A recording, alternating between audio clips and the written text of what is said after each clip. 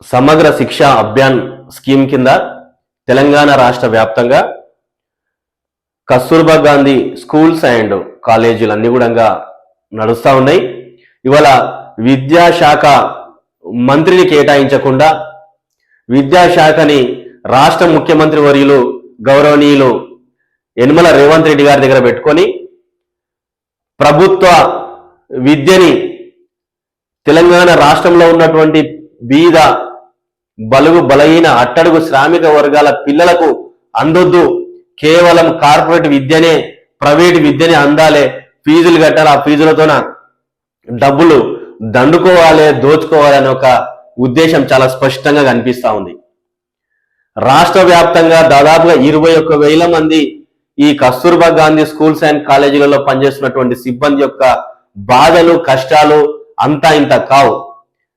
చెప్పుకుందామని చెప్పి ఏదైనా ప్రభుత్వ అధికారికి చెప్పుకుంటే తెల్లారే వాళ్ళకి షోకాజ్ నోటీసులు ఇచ్చి వారి పైన కక్ష సాధింపు చర్యగా వర్కులోని పెంచి వారిని ఉద్దేశపూర్వకంగా వాళ్ళని టార్గెట్ చేసి వాళ్ళంతకు వారే ఉద్యోగాన్ని మాన్పించే విధంగా వారిని ఇబ్బంది పెడుతున్నటువంటి పరిస్థితి తెలంగాణ విద్యాశాఖ యొక్క అధికారులు చేస్తున్నారనే విషయాన్ని కూడా మనందరం కూడా తెలుసుకోవాలి.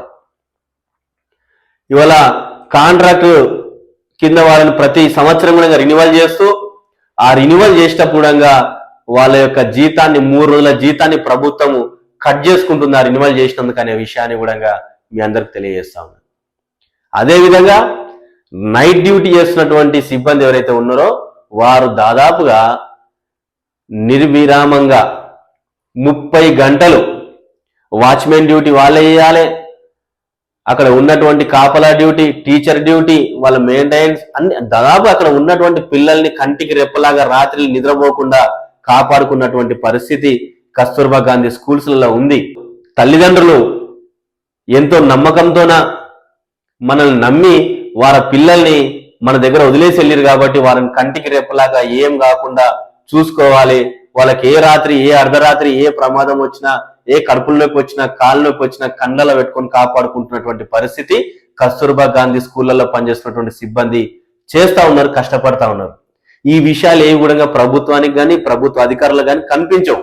వారికి ఇచ్చి అరకుర జీతాలు కూడా చాలీచాలని జీతాలను ప్రభుత్వము 2 నెలలకు ఒకసారి 3 నెలలకు ఒకసారి ఇస్తూ వారి పైన కక్ష సాధింపుగా రాష్ట్ర ప్రభుత్వము నడిపిస్తుందనే విషయం చాలా స్పష్టంగా కనిపిస్తా ఉంది.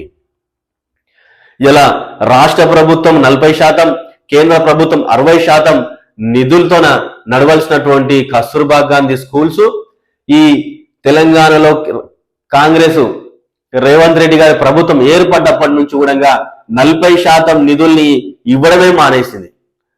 వచ్చేటువంటి కేంద్రం నుంచి వచ్చేటువంటి 60% నిధుల్ని కూడా ఇవాళ రాష్ట్ర ప్రభుత్వము ఆ నిధుల్ని ఇతర అవసరాలకు వాడుకొని 2 నెలలకు ఒకసారి 3 నెలలకు ఒకసారి వాళ్ళకి ఇష్టం ఉన్నప్పుడు జీతాలు ఇస్తా ఉంటే వారి చాలీచాలని జీతాలతో వారి కుటుంబాలని ఏ విధంగా పోషించుకోవాలి, వాళ్ళ పిల్లల్ని ఏ విధంగా పోషించుకోవాలి ఒకసారి ఆలోచించాల్సినటువంటి అవసరం. అందులో పనిచేస్తున్నటువంటి సిబ్బందికి ఎట్లాంటి ప్రభుత్వ ఉద్యోగ భద్రత ఉండదు, హెల్త్ కార్డు ఉండవు, ఈఎస్ఐ పిఎఫ్ ఉండదు, శాలరీ ఇంక్రిమెంట్ ఉండదు, శాలరీ బెనిఫిట్స్ ఉండవు, రిటైర్మెంట్ బెనిఫిట్స్ ఉండవు, ఏది కూడా ఉండదు. అడ్డమైన లేబర్ కంటే అధ్వానంగా వాళ్ళని ట్రీట్ చేస్తూ వాళ్ళతో పని చేయించుకుంటూ వెట్టి చాకరీ చేయించుకుంటూ వారి పట్ల నిర్లక్ష్యంగా వ్యవహరిస్తున్నటువంటి పరిస్థితి తెలంగాణ రాష్ట్రంలో ఉంది. అదే పక్క రాష్ట్రమైనటువంటి ఏపీలా అదే విధంగా నార్త్ లో కూడా ఈ సమగ్ర శిక్ష అభియాన్ స్కూళ్లలో పనిచేస్తున్నటువంటి సిబ్బంది పట్ల ఎంతో గౌరవంగా వ్యవహరిస్తూ వాళ్ళకి ప్రతి నెల కూడా క్రమం తప్పకుండా వాళ్ళ గౌరవ వేతనాన్ని చెల్లిస్తూ మరియు స్కేలింగ్ కి మినిమం స్కేల్ ప్రభుత్వం కేటాయించినటువంటి 42 జీవో కింద ఎంత స్కేలింగ్ అయితే ఉందో అంత స్కేల్ ని వారి గౌరవ వేతనాన్ని అందిస్తున్నటువంటి పరిస్థితి.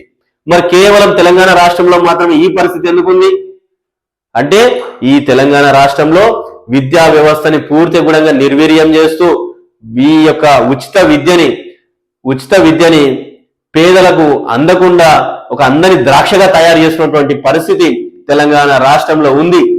విద్యా వ్యవస్థ పూర్తి కూడా ప్రమాదం అంచున కొట్టుమిట్టాడుతుంది అనే విషయం చాలా స్పష్టంగా మనకు కనిపిస్తా ఉంది. కాబట్టి ఇకనైనా ప్రభుత్వ అధికారులు, ఎమ్మెల్యేలు, ఎంపీలు, మినిస్టర్లు ఎవరైనా సరే కళ్ళు తెరిచి ప్రభుత్వ విద్య పైన దృష్టి పెట్టి పేద బలుగు బలహీన అట్టడుగు అణగారిన వర్గాల విద్యార్థులను కాపాడుకోవాల్సినటువంటి అవసరం ఉందనే విషయాన్ని చాలా స్పష్టంగా తెలియజేస్తా ఉంటాం. కస్తూర్బా గాంధీ స్కూల్స్ అండ్ కాలేజీలలో పనిచేస్తున్నటువంటి సిబ్బంది ఎవ్వరు కూడా వారి యొక్క పనిని మనస్ఫూర్తిగా సంతోషంగా చేయడం లేదనే విషయాన్ని అధికారులు గాని అదేవిధంగా నాయకులు పాలకులు గాని గుర్తించాలి. ఇవాళ వాళ్ళ కుటుంబ పరిస్థితి వల్లనో లేకపోతే వారికి ఉన్నటువంటి ఇబ్బంది వల్లనో వారికి కావాల్సినటువంటి సొసైటీలో గౌరవం కోసమో పనిచేస్తున్నారు తప్ప మీరిచ్చే అరకొర జీతాలు అది కూడా 2 నెలలకు 3 నెలలకు ఇచ్చే జీతాల కోసం అయితే చెయ్యట్లేదనే విషయాన్ని కూడా మీరు అందరూ గ్రహించాలి. వారి పట్ల ప్రభుత్వం వ్యవహరిస్తున్నటువంటి తీరు, ప్రభుత్వ అధికారులు వ్యవహరిస్తున్నటువంటి తీరు వారిని ఒక చీడ పురుగుని చూసే విధంగా చూస్తున్నారు అనే విషయం కూడా చాలా స్పష్టంగా అర్థమవుతా ఉంది.